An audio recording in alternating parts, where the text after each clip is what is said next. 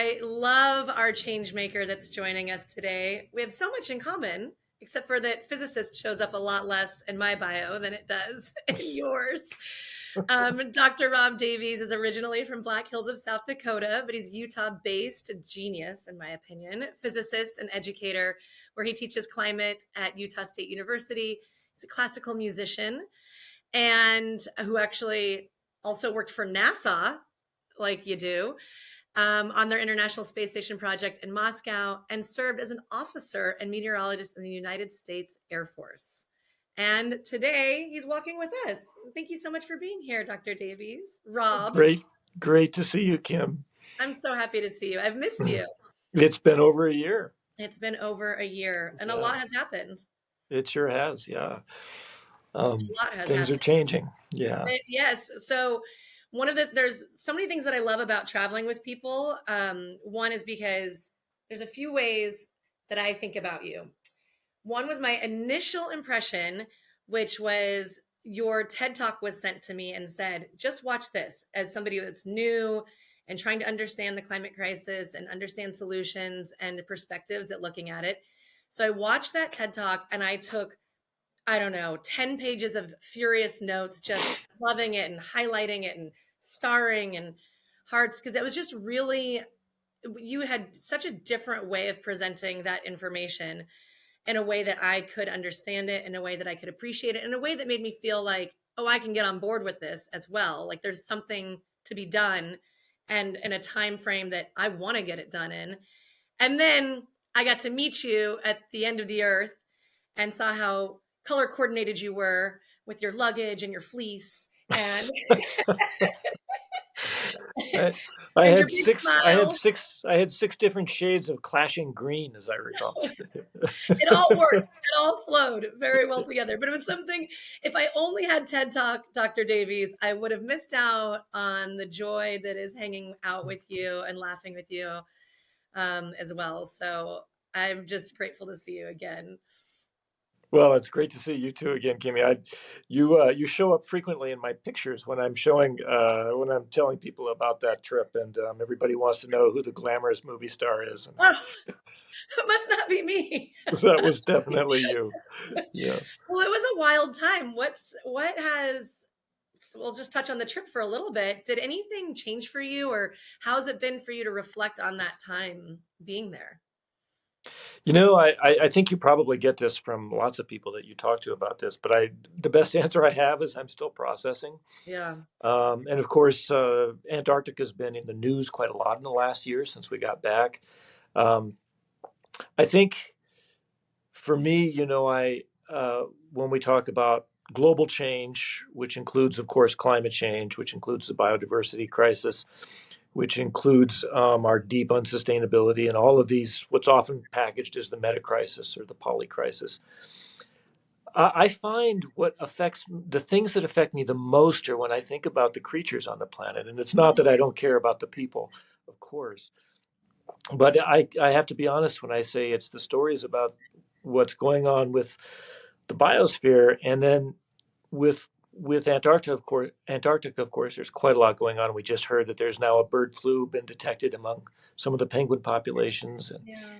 of course, on that expedition that we had, we saw so many penguins, so many whales, birds, seals, just so much. And I think when I see the new assessments about what's happening in Antarctica, the warming, the loss of the sea ice, plankton, various things I don't know, it hits me differently, I think, because we were actually there and I Yeah. stared a few of these creatures in the eyes. And I mean, I think I would certainly be affected if we hadn't gone, but I'm quite sure it's deeper, but because we did. I think so too. And I love how soulful you are. And that's probably the artist in you as well and the musician. But I think I have the same feeling. Once you touch it and smell it and feel like you're there fully immersed, watching those penguins, go all the way around and rest on their bellies and then the whales reaching, yeah, you can't not care about them. Then it's impossible to forget how much they matter and how important they are to this world. I do hope that they would still be there for our children and grandchildren and theirs to see. But it's been a tough news cycle coming out of there for sure. It has, and I keep seeing notes from our fellow adventurers, Yeah. and lots of notes coming through about the various reports of what's going on in Antarctica. Yeah, you know what? This is what something I think that you could help people with a lot because you probably do. And like I said, was this way for me.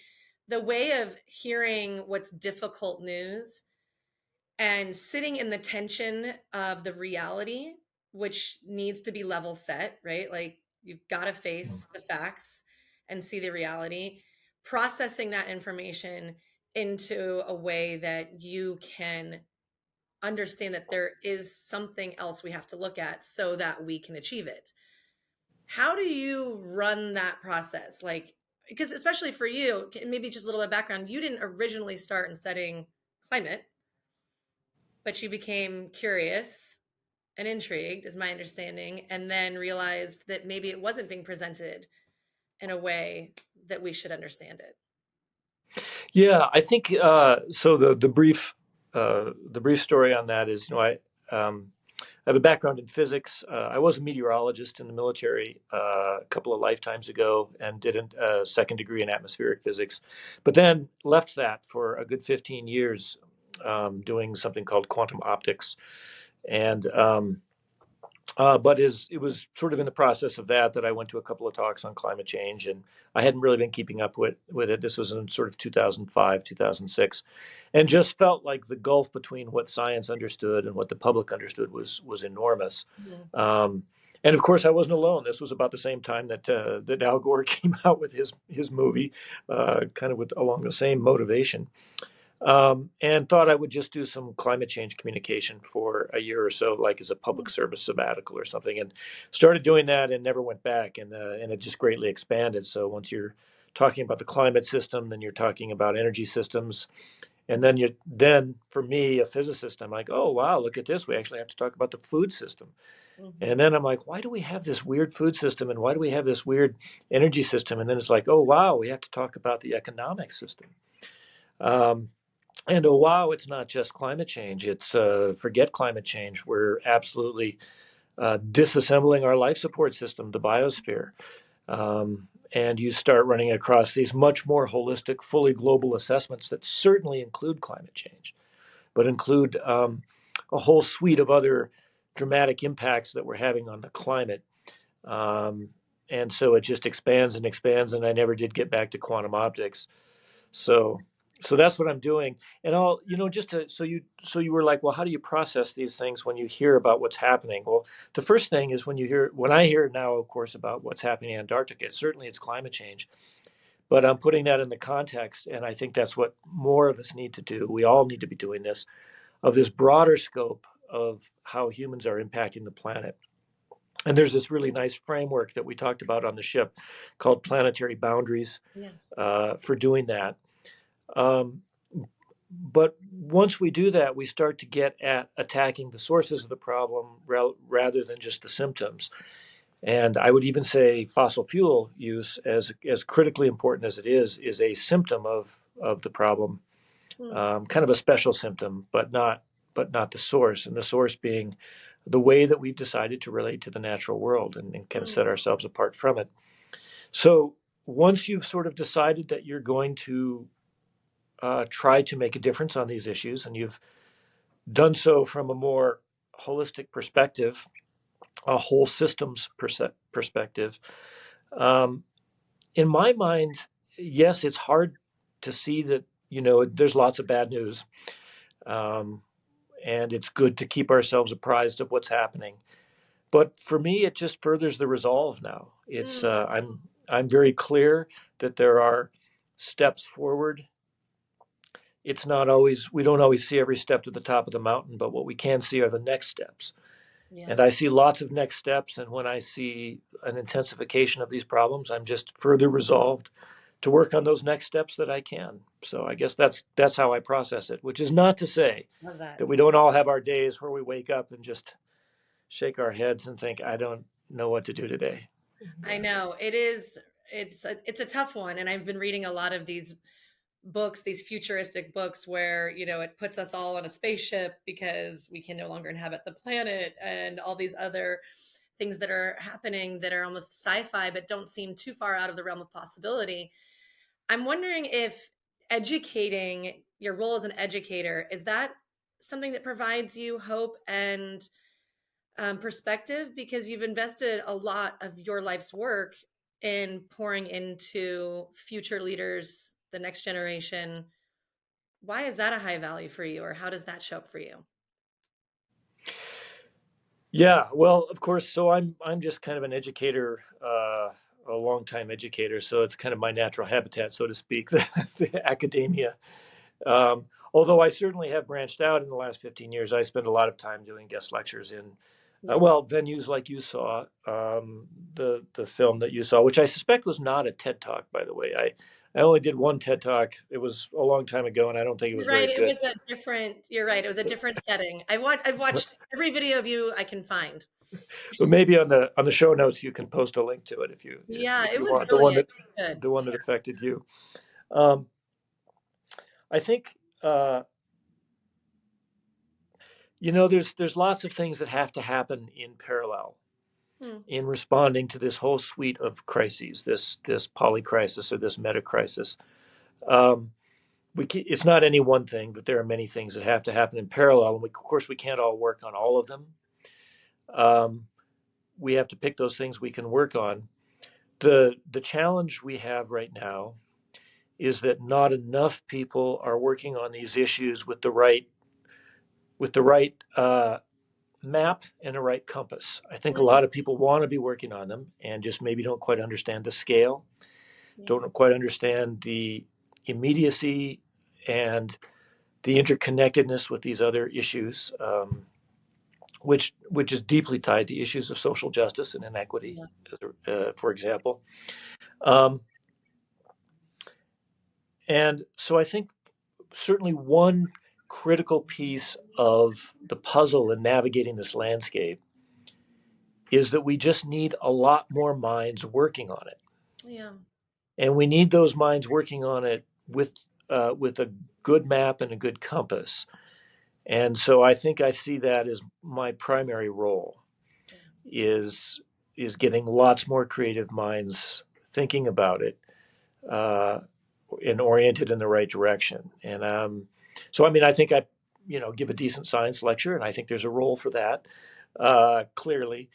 But one of the things I'm most excited about is the work I do with fine arts and humanities Yes. students and groups, because these are the real storytellers among us. I mean, they're the ones that really know how to connect Yes. complicated issues with us as a society. I always talk about, in the 60s, it wasn't Berkeley academics that were connecting us with all of those issues. It was 19-year-old musicians and filmmakers and poets, writers, um, creatives of all types. And so I'm hoping to give them the story and the voice of science, and ask for their help to translate these stories in their own artistic and cultural voices to different audiences to much greater effect.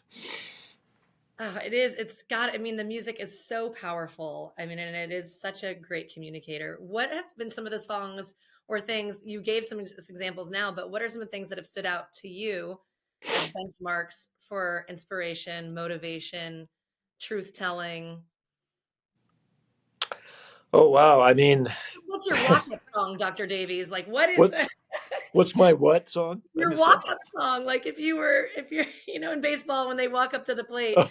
the song that would play. Oh, that's an interesting question. I'd have to think about that. Let me get back to you on that. Okay, you're gonna get back to me on that But one. but I'll say this: I've had, I mean, at various times in your life, you just have powerful connections with music. And I'll also, Kim, you're almost right, but sort of not quite. I personally am not a musician, Was it um, okay? but I am married to a world class violinist who's in a world class professional string quartet, and I have collaborated with that string quartet and with a whole host of other classical musicians.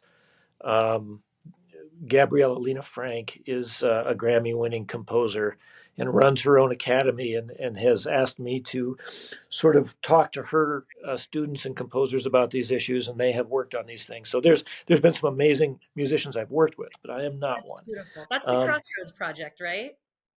that's one of them. Yeah, that's the Crossroads Project is the project the collaboration I have with the Fry Street Quartet, for which Oh, my wife is one of the violinists. And that's been going 11 years now. We've done nearly wow. 70 performances around the country, Oh, wow. which combines um, amazing music, purposely composed by Laura Kaminsky, a beautiful, beautiful composer. Um, and we keep getting requests for the performance, so apparently it strikes a chord. And we just know this, right? We know that we have these powerful connections to music. I mean, go to a Broadway musical, I mean, even something like The Lion King, and it's just overwhelming, and you're brought to tears, and it's. I think I've given some pretty good science lectures in my time, but I don't think I've any actually brought anyone to tears. At least for the right reasons. I was gonna Um, say maybe, depending right. on the content, But there's maybe. No, something it's powerful. there's something so energizing at various times in our lives that we connect with this. I think some examples, American historians often point to Harriet Beecher Stowe Hmm. and her novel Uncle Tom's Cabin Yeah. as kind of an example of connecting us. This isn't music, of course, although it was turned into stage shows. Uncle Tom's Cabins. Really? They were called. There was a term for them. I can't think of them. Maybe they were Uncle Tom shows or something like that. They Yeah. toured the country, and some were musicals, some were not. And it's not like when she wrote that in the 1850s that the clerics hadn't been pounding the pulpits for decades about the evils of slavery and how we had to get rid of this. But we were at an impasse in this country: Hmm. slave state, free state, slave state, free state. And then Harriet Beecher Stowe writes this book, and it's not a polemic about slavery. It's just a story about a family. Yeah. And the historians tell us that this connected with the nation in a way that all of the sermons had not. Hmm. And often point to this as sort of a pushing us past the water's edge and leading us to what unfortunately was a very bloody battle, Yeah. but ended in changing that aspect of our society, that behavior. And so that's a great example, I think, just one of many. Yeah, well, we'll leave it at that. It's a brilliant example. I had never heard it put that way. It's a brilliant example, and I would absolutely show up for a stage performance of one of your lectures. If there's tap dancing involved, we could all really benefit from the truth Well, of it. we did during COVID, because of course everything was shut down. We did actually do a filmed version of the Crossroads Project, and maybe you can link to that Oh, if there are show notes to this as well. But if you just do a Google search for the Crossroads Project, Fry Street Quartet, you'll immediately come to a website where you can just watch the film. It's about 75 minutes. oh, okay. I will. Thank you. Yeah. Well, so tell me what currently is keeping you up at night about this, or where your focus and energy right now, sitting here today. Dr. Davies comes in, turns on the lights, and says, "Today I'm going to get after this part of this puzzle." Right. So what I've been working on for the last 4 or 5 years pretty intently is the sort of the economic story. Mm, And we talked about this. I on the ship on our leadership summit last year, organized by Walking Softer, I gave a version of the talk that you watched a video of, which was what you all had asked me to do. But of yes. course, what I wanted to do was another talk, which was about moving forward into a sort of what we would call a post-growth economic paradigm for Hmm, human civilization. And it's this notion that our current civilizational metabolism, this flow of energy and materials into human civilization and then our stream of wastes back out. It comes into us from the biosphere, it goes back out into the biosphere. And that flow is a metabolism, and that it is too big. It is not sustainable. It's so big now that we are degrading the very systems that support us. we're too big by roughly a factor of two in our energy and material flows and our waste stream productions. Lots of data and analyses and frameworks tell us this, the Oh, planetary boundaries framework, global footprint networks, that sort of thing. Anyway, uh, so, you know, if you thought the climate change discussion was hard, at least you sort of had roughly half the political spectrum that was kind of nodding their heads and say, yeah, we need to do something about this. right. Um, when you talk about a post growth world where we need to reduce our civilizational metabolism, reduce production and consumption, we need to do it democratically. We need to do it in a way that targets reducing our ecological intensity of economic activity. And we need to do it in a way that is targeted at increasing human well being. Um, but when you talk about that, it's hard to find anyone who gets excited about it right away. Right. Whether you're progressive or conservative, the notion of economic growth is just the ocean we swim in, and Yeah. nobody even notices that it's an assumption. Hmm. But the physics is very clear that we will be moving away from that by design or by disaster, as they say sometimes, because when you're in an unsustainable state, the definition of any unsustainable state is that it's not going to last. So, what we want to do is transition ourselves to a state that is sustainable and more vibrant than the one we're in, and more just than the one we're in. And so that's what I focus on. There's a whole world of alternative economic models falling generally under the category of something called ecological economics, um, which is a whole model of economic system that does not need to grow in order to thrive. And that's, of course, what we need. So I spend a lot of time understanding the work that other people are doing in that field and then trying to translate that into narratives and metaphors that people can understand. And I'll say that this leadership summit last year has played an integral role in that work, because what I really wanted to do was, well, what I do is in science communication is I spend a lot of time creating visuals, creating narratives, creating metaphors, and then taking them out for a spin with different audiences and Yeah. seeing what's working and connecting and what's not, and then readjusting. And so I did take that presentation out for a spin on the ship with a sort of a subgroup of the people who were there, Hmm. and it generated enormous amount of conversation, amount of feedback. I've had quite a few conversations with some of the people on the ship since we got back, Good. and that has played a big role in my understanding of how to approach this material and how to present it more effectively. Right. Um, and to finally wrap it all up, I apologize. I just drone on, but No, you said, this is what what do we're I here wake up for.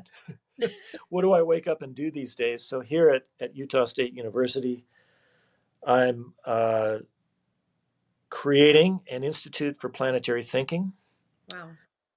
Um, the center post of this institute is looking at response pathways to the landscape that we're in that are grounded in a post growth future for human civilization. Hmm. And we desperately need this. Nobody is doing this work here in the United States. There are some places in Europe that are doing it. They're ahead of us probably a good 5 years. Okay. But the challenge we have is I come across so many students every academic year who want to be working on these issues. Lots of them are in business and economics. Hmm. Um, but the challenge is that our business schools, our economic schools, even our natural resource programs still either explicitly or implicitly base all of our response pathways on economic growth. Even, Right. those people who are the most down with we have these problems and we need to address them, pursue growth-based pathways. And the physics is just very clear that those pathways are not open to us, at least not in the way that we have thought of them in the past. And so through this institute, the primary goal right now is to create a full curriculum. Think of it as a new liberal arts curriculum Hmm. based on systems thinking, systems dynamics, planetary boundaries, um, ecological economics, post-growth pathways, and then roll that out in a way that we can scale up not just at this university but at other universities as well, particularly land grant universities, state universities, um, and and so that we're putting out students every year, we're graduating students out every year who have the desire to work on these issues. We're already doing that, but as I kind of said before, the challenge is right now the landscape, the map of the landscape that they're being given is not very coherent. They don't understand it very well. They don't understand how different pieces of that landscape are connected. And most of all, they're being given a compass that says the way that you fix these things is through economic growth. And that's a compass Right. that points in exactly the wrong direction. And so we've got hundreds of programs that educate students on how to do that. What I'm trying to do is transform that so that those programs get reoriented and at least give our students programs that are pointing in the right direction. And I'll say this, I just taught a course in ecological economics, co-taught here at Utah State University last semester, and I teach a course in this full global system perspective as well. And when you put this in front of students, their brows are furrowed for a good portion of the semester. But I would by the end of imagine. the semester, they are utterly transformed. This is what they want. They want to work on these issues, but in the programs that they're in, as well-meaning as they are, it's the basic version is it's just more of the same. Yeah. The answer to fixing these problems is more of the same, just a little more efficiently and maybe with some cooler tech. But it's all growth based.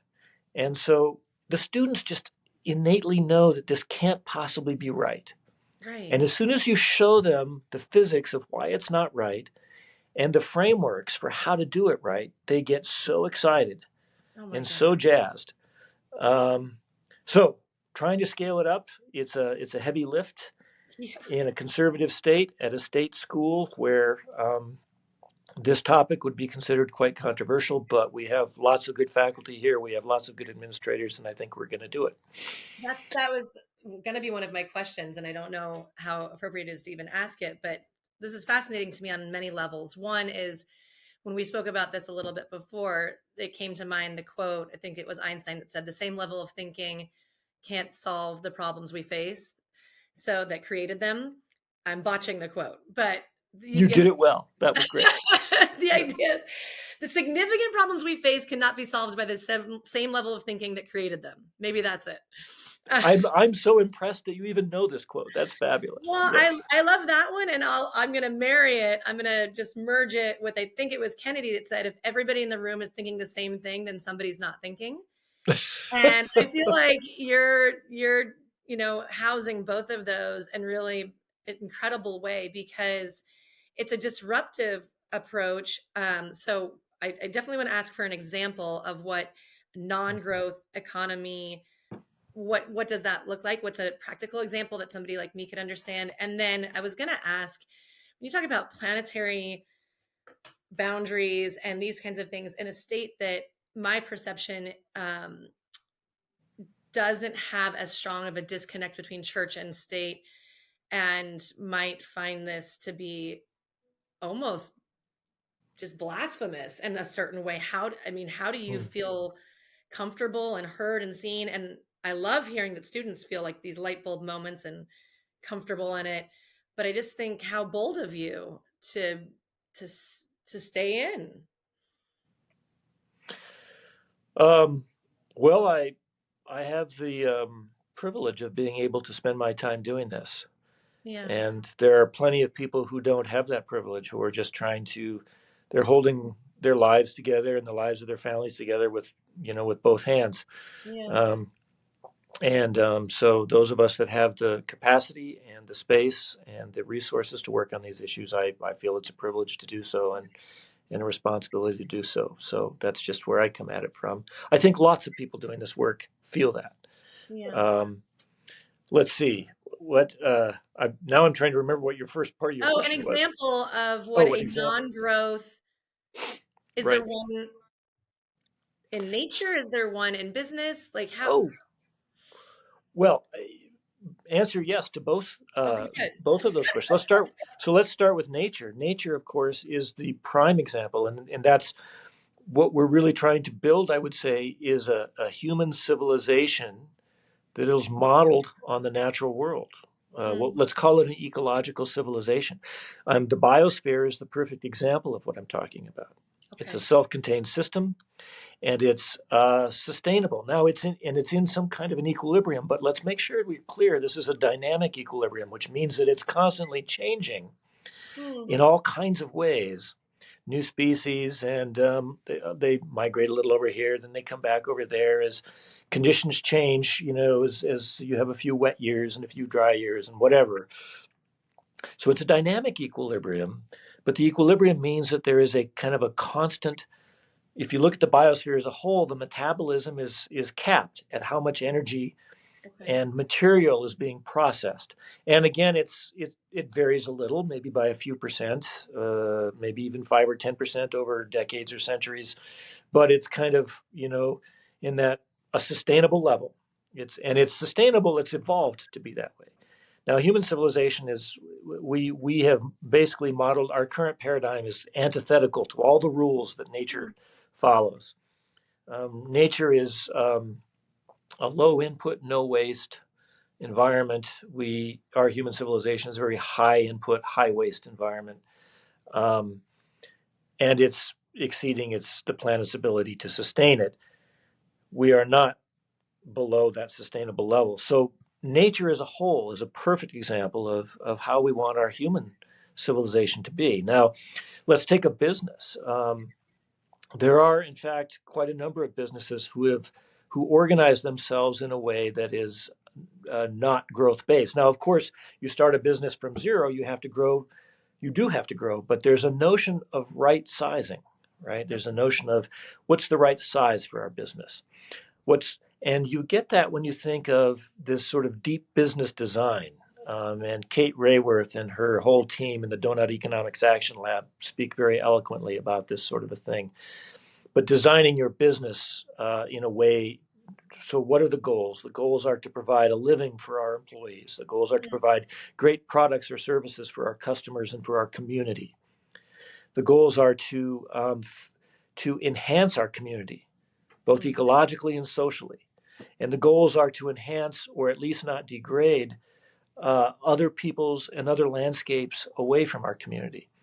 And of mm, course, that's a real challenge these days because we're talking about 24-hour, just in time, 6 continent supply chains mm. where you can try to be as ethical as you want to be in your production and the materials that you use, but when just the smallest device like the phone I'm talking to you on literally has components coming across 6 continents put Yeah. together in different places, it's hard to have control. It's impossible to have control over all of that. So businesses trying very hard to design themselves, there are some in ways that are good for both their local landscape and people and globally landscape and people. Kind of the biggest example of this right now of a business that's trying hard to do this is Patagonia. Yeah. It reorganized itself so that its sole shareholder, as it says, is planet Earth. Love that. They've organized the governance of it so that people who have a financial interest in the company do not have governance over the company. Hmm. That's unheard of in corporate America Yes. or transnational corporations. And there are many, many other examples of what they do. Let's take Organic Valley has organized themselves as a B corporation, so-called benefit corporation. Okay. They have a sense of how big they want to be, and anytime they grow, it's discussed. Why are we growing? And the reason they're growing is not for profit for shareholders. Hmm. Um, they organize themselves such that the articles of incorporation prioritize. The board and the governance has to govern the company so that the very first priority is the well-being of their producers, Right. and the next priority is the well-being of their customers. And returns for shareholders don't show up in that. Right. They hold a model that says, okay, if you want to invest in us, you will get a return, but here's what that return will be. We're not going to try to maximize that return, Hmm. which is not the way that most of corporate capitalism is arranged. And I'm probably doing a little bit of violence to the way that they organize themselves. I'm just summarizing. I Well, think there's probably a it's a little more. big, yeah, no, it's a big thing to put into that level of understanding. Are you at all familiar with how Brazil can host nonprofits on their stock exchange? No, I don't know anything about this. Oh, Tell it's me about it. brilliant. I know. We should pick it up sometime. But in some previous work that I did, a friend of mine, he pointed out that you could list a nonprofit on the Brazilian stock exchange. And so we put up Bovespa, and it was very exciting because, to your point, this was a national stock exchange where now the investments would go back into the public, into the benefit, and it was mostly to the favelas and the school systems there. And the idea that that does generate economic growth where it's needed. It does generate educational reform where it was needed, and safety and security, but done so through a nonprofit on a stock exchange. It was very cool. What is your idea of perfect happiness? So of course you want this to be rapid fire, but it's not. um, in this course on ecological economics, and this is something that we talk about in ecological economics a lot, is these different notions of happiness. And there's the sort of the hedonic notion is just, I love this cookie, or I'm doing something right now and instant gratification. But there's another form, and I'm going to butcher I think eudonic, but I may be saying that wrong, of happiness that's much more about deep happiness. Hmm. Um, and satisfaction, and it doesn't, and in the process of acquiring it and even experiencing it, you're not always comfortable. Sometimes you might be, sometimes you might not be, but it has to do with, setting longer term goals and doing the real work and the effort that it takes to achieve what you would think of as genuine achievement. And so, uh, so I think that's the kind of happiness that in my best days, I'm pursuing. Um, is this longer term hedonic? Uh, I know I'm saying that wrong, so someone will fix it for me. But um, Well, I was just thinking, I'm going to try to use the word hedonic in my day today. Just, just going to try to work it into a sentence. I like that one too. yeah. Okay, this is a little bit doomsday, but what is your biggest climate fear? Um, well, that changes day to day. But at the moment, I think one of the things that's occupying a sort of a big fear space in my brain is what happened last year with the global climate Mm, system, which was a very large jump in global average temperature. mhm, Uh, Gavin Schmidt, one of the premier climate scientists in the world, he's the director of NASA's Goddard Institute for Space Studies, um, has recently written that we basically don't know what's happening right now. Now that's not to say they don't have an idea, but there are a number of possibilities, and one is we know the climate system is nonlinear. It can take which means it can take big jumps unexpectedly, yeah. or big shifts, and it's certainly possible that that's what has happened last year. Now, maybe it's just a big piece of what's called internal variability, and we'll kind of relax for a couple of years, which is what everybody's hoping. But um, the, the the the context that this fits in is that we know that there are tipping points in the climate system. This is how complex systems behave, and it is the story of the last several million years of glacial interglacial cycles where you get these big shifts. Um, Hmm. so we know that those tipping points are there. There's lots of data that suggests it, and there's lots of data that suggests we're close to tipping points, thresholds that could put us into a very different climate state. Basically beyond our control to fix. Um, Yeah. and so I do worry that this last year is a sign that that's kind of the phase that we're entering. That's my biggest fear. You asked, um, but It I'll is. follow that up with there's no way to know, and there won't be any way to know Yeah. that for a decade.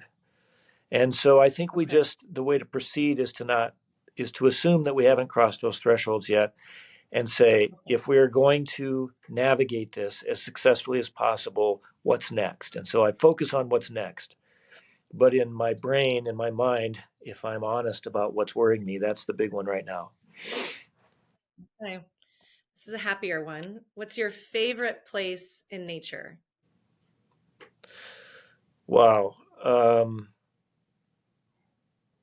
So I live in northern Utah, in a valley called Cache Valley. It's sandwiched between two mountain ranges, the Bear River Mountain Range and the Wellsvilles. We're all kind of part of the Rockies broadly. I spend so much time in the backcountry in just the Bear River Range, which is just outside my door, and it is absolutely it's my special saving place. I go there. I do lots of trail running. I do lots of backcountry skiing, and I can do it a few hours at a time because it's just right out my door, and it absolutely resets my viewpoint, my outlook when I on a sort of a daily basis. It's filled with wildlife. It's filled with beauty, and it also fills me with sort of a daily, right in your face. This is what we're trying to save, and preserve and keep going, not just for people, but for the non-human creatures that inhabit this place as well. Yeah. I love that you brought it back to them. So important to give a voice to the creatures that can't speak up for themselves. And I think it's really, really important that you do that. Thank you for doing that at least twice in this time. And I know you do all the time, but when they can't speak for themselves, you know, it really takes somebody. And I'm glad it's somebody with your eloquence and stature that does speak for them. I think if I were a penguin, I would choose you to speak for me. And you've got me feeling, I think you make me feel like I want to grab a compass and a map and ask Alexa to play Paved Paradise and put up a parking lot. That might be one of the songs for your soundtrack. That's what, there's one lately that has really got me jazzed. It's a remake of "You Are My Sunshine" Oh, by Cat Stevens. It's yes. just amazing, and Um, that's on my children's bedtime isn't playlist. that a great one? He's just, It's a great yeah. one. It is a great one. Well, and then of course Beyonce just redid Blackbird, so you might want to give that I'll a have to give it a listen. Yeah. who knew? Well, Dr. Davies, any other closing thoughts or feelings, wisdom to share with us, and or a way that we can better walk with you? All I can say is offer my best wishes to everybody there at Walking Softer. I think you're doing wonderful work. You're supporting fabulous change makers out there. Um, you're amplifying messages, and I'm still on some discussion strings with some of the folks, and I see that everyone, like all of us, you're all still evolving in your thinking, which is what we have to Yeah, do. We have make the to. best decisions we can. We take in the information and we evolve our thinking and course correct. And I'm seeing that in your organization and loving it. So let me know if I can help and keep going with your own work. Thank you. Thank you. Yeah, we're always learning. There's always learning, right?